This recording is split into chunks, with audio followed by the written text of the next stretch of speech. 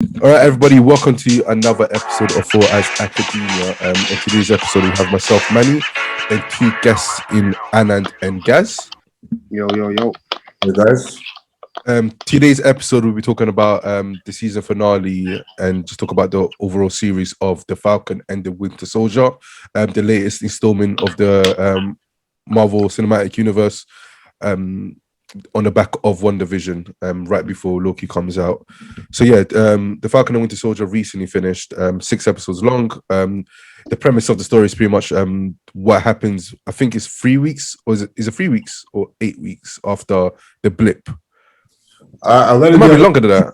No, this is One Division was 3 months. WandaVision was 3 weeks. WandaVision was 3 weeks. One Division was 3 weeks. This was 6 months, and Far From Home Spider-Man was 8 months. 8 months. Okay, so this is 6 months after the blip. That happens in Marvel at the end of Infinity War. So now the blip happens in Infinity War. Oh no, sorry, yeah, but this happens at the end. Yeah, because everyone's 5 years later. My bad. But yeah, so we follow the stories of Sam and Bucky, Falcon, and the Winter Soldier. And yeah, it just goes from there. Just a quick question about your overall thoughts of the series, if you have any. I liked it. I think Wanda set a proper higher standard. Yeah. For what to expect from a Disney Plus Marvel Cinematic series. So I thought, but to be fair, I think we discussed this, and I said going in, I don't have as high expectations for this because of the strength of the characters. No disrespect to them, and I, without delving too much into it now, I have my two things about this series were I feel like there was a lot of the premise of it was a lot of it to do with social justice and sort of racial situations within society today, and the second is to set things up for phase 4. Don't get me wrong, Wanda did that as well, but I feel like those were the main two things I got from this. Yeah. Whereas Wanda probably delved a bit further into sort of stories and character arcs. Not saying that this didn't, we got some from certain characters which we'll go into, but yeah, I think those are the main two things: is setting things up for phase 4, is a continuation, and sort of the social justice, racial issues that they couldn't avoid. I don't think. Sure. What were you, Anand? Gazberry's hit all on. Gaz was correct in everything he said. It's basically my thoughts. I'm trying to separate One Division from Falcon completely because they're two very different shows. One Division very much explored a single character and what she's going through, and it went through her character development. Whilst if you look at Falcon and Winter Soldier, it didn't go too much into their individual character development. More Falcon, yes, but it very much explored what's going on in the outside world after everyone came back. Social issues, explored xenophobia, racism, immigration issues, which is parallel to real life. So they did very well in that. I very much enjoyed the show. Again, not going to compare it to One Division. Yeah. And I'm going to give them a bit of a leeway just because I understand that COVID had a massive effect on the production, a massive impact. And this is because I know with the Flag Smashers, part of their goal was to release the virus. Because when you actually think about it, they didn't have an end goal. Okay, you kill the governors, but how do you actually stop people from making these decisions? So part of that was they're going to release a virus, from what I read. They were going to release a virus in the show, but that would have been insensitive with COVID going on. So they had a lot of production issues with that. So it wasn't a complete story, but I still think they've done well with it. I was just going to say, I think, Anand, I think you can compare series and compare Wanda. You should compare it. I think in an instance, that's kind of what life is about. But you have to factor in when you do comparisons why something is better than something else. So comparing it is fine, but if you don't give valid reasons as to why it's better, it's a pointless comparison. So, for example, for me, Wanda was better. Wanda was better because I feel delved deeper into characters. I feel Wanda is a stronger character than Falcon and Bucky. Even though I love Winter Soldier and I'm a big fan of Sebastian. What's his name? What's her name? But the person that plays Bucky, I'm a big fan of him. Mm. So I think comparing is fine. But I think that's a problem. It's again why it's something better than something else. It's going to be the character development, because what they did with Wanda, with how multidimensional it was and how they presented it to us, I thought was incredible. I think it was also the unknown. It was the Easter eggs. It was so many Easter eggs and theories and thoughts at the end of every week. I didn't feel like Falcon had that. Like, all we had was, who's the power broker? I can't really remember being excited as much for anything else. Yeah. So, Fair.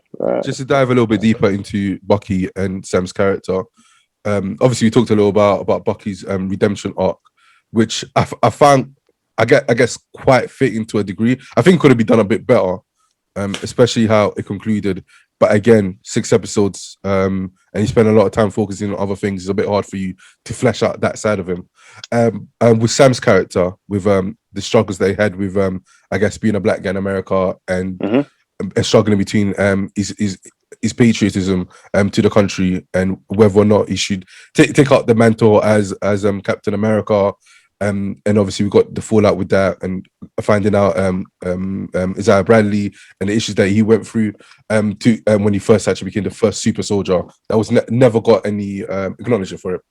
So with Sam's arc, I felt like it's very important for them to have a story about this, because it wouldn't make any sense for them just to give him the Captain America title and for there not to be some sort of dialogue or story behind as to why a black man thinking Captain America might be an issue. My question is, how did you, man, find that whole story arc within the Falcon and Winter Soldier? I thought it was great and reflective of society as it is now. That final speech he did after he took the little girl down, Carly down into the ambulance, it felt like he was indirectly breaking the fourth wall. He wasn't talking just to the people there. He was talking to the real world, to the audiences that are watching. If you look at a lot of Twitter and a lot of blog posts, and they're like, oh, they're over exaggerating it. Someone even mentioned that War Machine is on the same level as Captain America, and he wore the stripes. Yeah, so that's a false equivalence.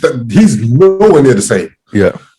So that speech was impacting. It was great. It was, again, reflective of the real world. When he said things like, oh, you're making decisions without the people that are being impacted in the room. That's real life. Yeah. That you think about the people that are being misplaced and immigrants, they're talking about that there as well. This is all real life. So that whole speech was great. And again, parallel to the world that we live in. So that stuff I thought was great. And I thought it was very much needed, especially with Isaiah. You got 2 different points of views from that as well. I thought that was inspirational stuff, really. Sure. I think it was over the top, but I think it was intentionally over the top. I think everything that was in this series was in your face. No, it started off quite subtly, I guess. And as it delved on, it got deeper and deeper into social issues, race issues within America, let alone just society as a whole. And I think they did that literally to say, this is an issue in our society, in our country. And it's like, as I said, intentionally in your face rather than drips and drabs of subtleness. And I know people complain about it. I know, I know black people that were like, this is too much.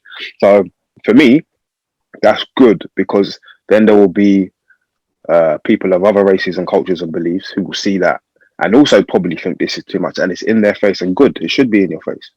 It should be a reminder to you of everything that's gone on in the past, let alone now, to people that are black within the world, let alone obviously just America as a whole. So I'm glad it was over the top.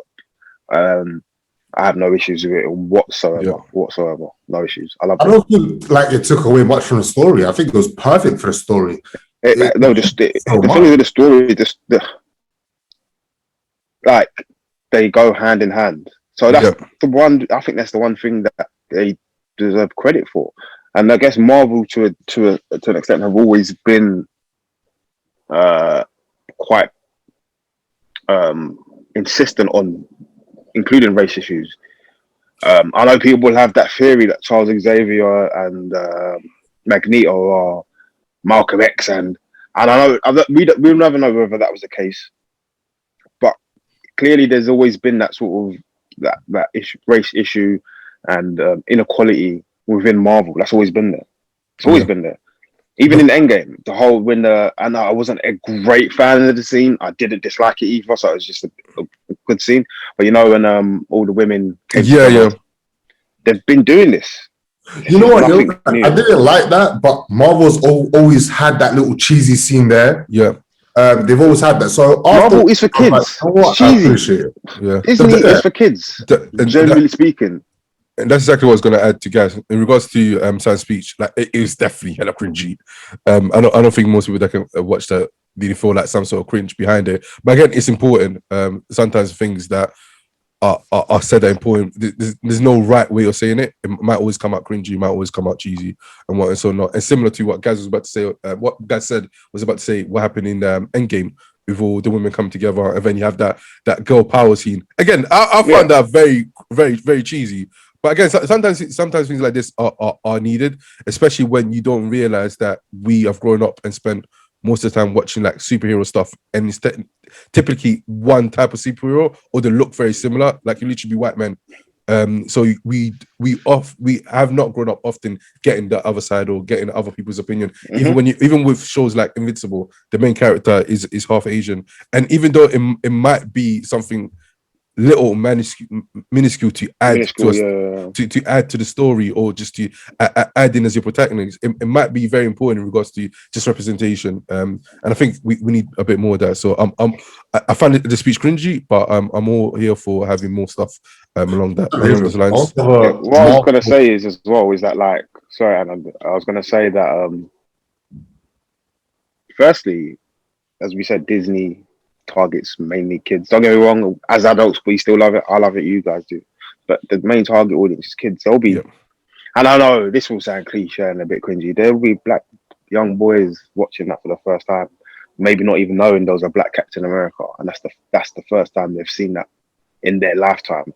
And I know to us adults it's not as big a deal, I guess, because we've grown up in a society where that wasn't so much a thing in our face.